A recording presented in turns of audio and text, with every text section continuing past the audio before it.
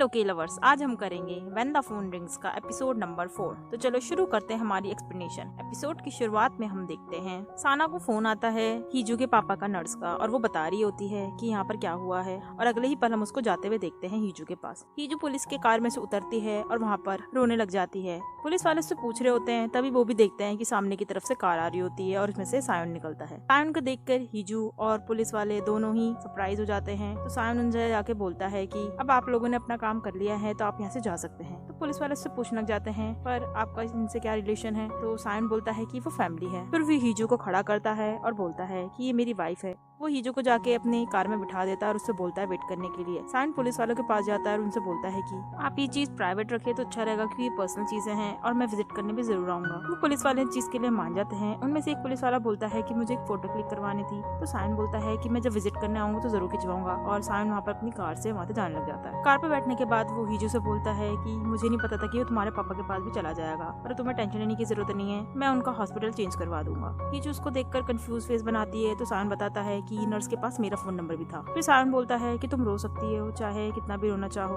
तो हीजू वहाँ पर रोने लग जाती है और कुछ साउंड्स को निकालती है। जिसे सुनकर सायन बोलता है तो तुम साउंड भी निकाल सकती हो, और वो थोड़ा हंसने लग जाता है। फिर वो गाने में म्यूजिक चला देता है और कार को माथे ले जाता है। दूसरी तरफ हम देखते हैं यूरी को, जो एक जगह पर आई होती है कुछ खाने के लिए, और वहाँ पर उसे सांगयू भी दिखता है। वो उसके पास बैठ जाती है और उसे पूछने लग जाती है चीजों के बारे में, और वो उसे ये भी बोलती है कि मुझे पता है कि जो तुम्हारी लॉन्ग टाइम क्रश है वो हीजू है। ये सुनकर सांगयू थोड़ा सरप्राइज सा हो जाता है और वो यूरी से क्वेश्चन करने लग जाता है, फिर तुम्हें सायो इतना पसंद क्यों है, क्योंकि वो इतना अच्छा है भी नहीं। तो यूरी बोलती है कि पहले वो भी मुझे पसंद नहीं थे। और हम फ्लैशबैक में देखते हैं जिसमें सायो यूरी का इंटरव्यू ले रहे होते हैं और वो उससे काफी डिफिकल्ट क्वेश्चन करने लग जाते हैं, जो यूरी आंसर नहीं दे पाती है, जिसकी वजह से आसपास के लोग भी बोलने लग जाते हैं ये तो काफी ज्यादा ही हार्श हो रहे हैं न्यू बाय पे। इंटरव्यू खत्म होने के बाद हम यूरी को देखते हैं वॉशरूम से निकलते हुए, और वो काफी ज्यादा ही रोते हुए निकली हुई होती है। जब वो सामने से सायो की जा रही होती है तो सायो से बोलता है कि 2 बजे कल आ जाना। ये सुनते ही यूरी काफी ज्यादा शॉक हो जाती है और फिर पूछती है कि सुबह के 2 बजे। तो वो सायो से समझाने लग जाता है कि तुम ठीक हो, बस मुझे तुम्हें थोड़ी ट्रेनिंग देनी होगी, और वो वहाँ से ये बोल के चला जाता है। फ्लैशबैक खत्म होने के बाद हम देखते हैं यूरी बता रही होती है, पर फिर भी वो एक अच्छे मेंटोर थे इसलिए, पर अब वो एक स्पोक पर्सन बन चुके हैं, अपनी जॉब भी उन्होंने छोड़ दी और शादी भी कर ली। ये सुनकर सांगयू बोलता है कि उन्होंने किससे शादी करी है। तो यूरी बताने लग जाती है चुपके चुपके कि उसने एक बहुत बड़ी फैमिली की बड़ी बेटी से शादी करी है। अगले सीन में हम देखते हैं हीजू और सायो को, जो होटल के पास अपनी कार को रुकते हैं। हीजू होटल को देख के थोड़ी शॉक में हो जाती है। फिर सायो से बोलता है कि तुम यहाँ पर ही अपना फ्रेश अप हो जाओ और अपने मुंह को भी साफ कर लेना।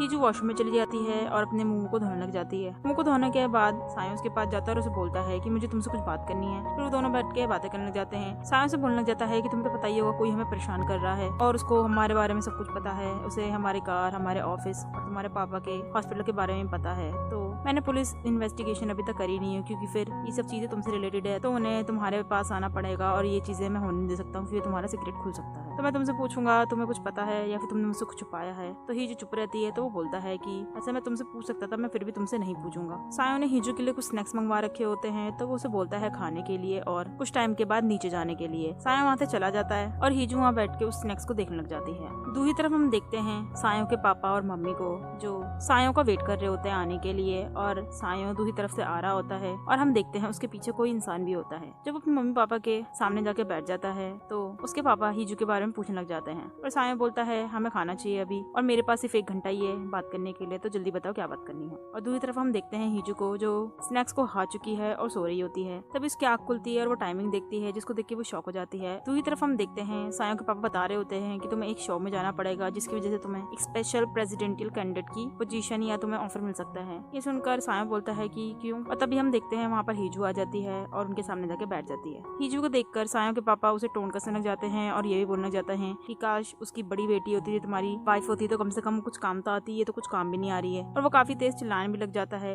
ये सुनकर सायो वहाँ से खड़ा होता है और दरवाजे में जाकर उसे एक स्टाफ मेंबर कैमरा पकड़ा देता है। ये देखकर सायो अपने पापा से बोलने लग जाता है, तो मतलब तुम चाहते हो कि जो हमारे पिक्चर्स को लिया जाए और उसके बाद तुम इसको दिखा सको कि तुमसे मिलने आया था। वो उन्हें ये चीजें काफी ज्यादा गुस्सा होकर कह रहा होता है। तो फिर वो हीजू का हाथ पकड़कर वहाँ से जाने लगता है। उसके पापा खड़े होते हैं, उस पर चिल्लाने लग जाते हैं और उस पे एक गिलास भी फेंक देते हैं, जिसको हीजू को बचाने के लिए सायो उसे दूसरी तरफ खींच लेता है। तो सायो के पापा आते हैं और उस पर गुस्सा करने लग जाते हैं और उसे बोलते हैं कि तुम मुझसे ऐसे बात नहीं कर सकते हैं, उसे काफी चीजें बोलते हैं। पर सायो उन्हें वापस रिप्लाई देता है बातों के और वहाँ से हीजू का हाथ पकड़ के चला जाता है। जिसके बाद सायों के पापा काफी ज्यादा गुस्सा हो जाते हैं और हम देखते हैं हीजू और सायों को लिफ्ट में, और उसने हीजू का हाथ भी पकड़ रखा होता है। हीजू उससे हाथ छुड़वाने की कोशिश करती है पर सायों से बोलने लग जाता है कि तुम तो चाहती होगी ना मुझे डिवोर्स करना, क्योंकि मैं तुम्हें बचा भी नहीं सकता हूँ, डिफेंड भी नहीं कर सकता हूँ अपने पापा मम्मी के सामने। बड़े लोग होते ही ऐसे हैं, वो कुछ भी चाहे अपने बच्चों से करवा सकते हैं। फिर हम देखते हैं सायों को दोजी का फोन आ रहा होता है, तो हीजू वहाँ से चली जाती है कार से और सायों उससे बातें करने लग जाता है। दोजी उसे बता रहा होता है कि हमने उस ब्लड को देखा और वो एक एनिमल का ब्लड निकला, जिसे सुनकर सायों हंसने लग जाता है। फिर वो बोलता है दोजी से कि मुझे तुमसे एक पर्सनल रिक्वेस्ट भी है। और दूसरी तरफ हम देखते हैं हीजू को, जो वो अपना दूसरा फोन निकालती है और उसे देख रही होती है और फ्लैशबैक याद कर रही होती है पापा के बारे में और उस कार में भी उस किडनैपर के वर्ड्स को। वो काफी ज्यादा डरी हुई होती है और अपनी कानों को भी बंद करने लग जाती है। फिर वो एक रैपर लेती है और उसमें फोन को रैप कर कचरे में डाल देती है और उस कचरे को लेके जा रही होती है। तभी सायों सामने से आता है और वह कचरे को देखता है तो उसे छीन लग जाता है, पर हीजू उस कचरे को देती ही नहीं है और अंदर की तरफ चली जाती है जब उसका फोन बजने लग जाता है। और हम देखते हैं कि उसके कलीग्स ने उसे चेयर अप करने के लिए फोन करा हुआ होता है, क्योंकि वो प्रेसिडेंट के ऑफिस में इंटरव्यू देने जा रही होती है। तो वो भी उन्हें थैंक यू करती है अपने साइन लैंग्वेज में और पीछे की तरफ सायों उसकी बातों को देख रहा होता है। तो वो उससे बोलता है कि तुम पास कर जाओगी। तो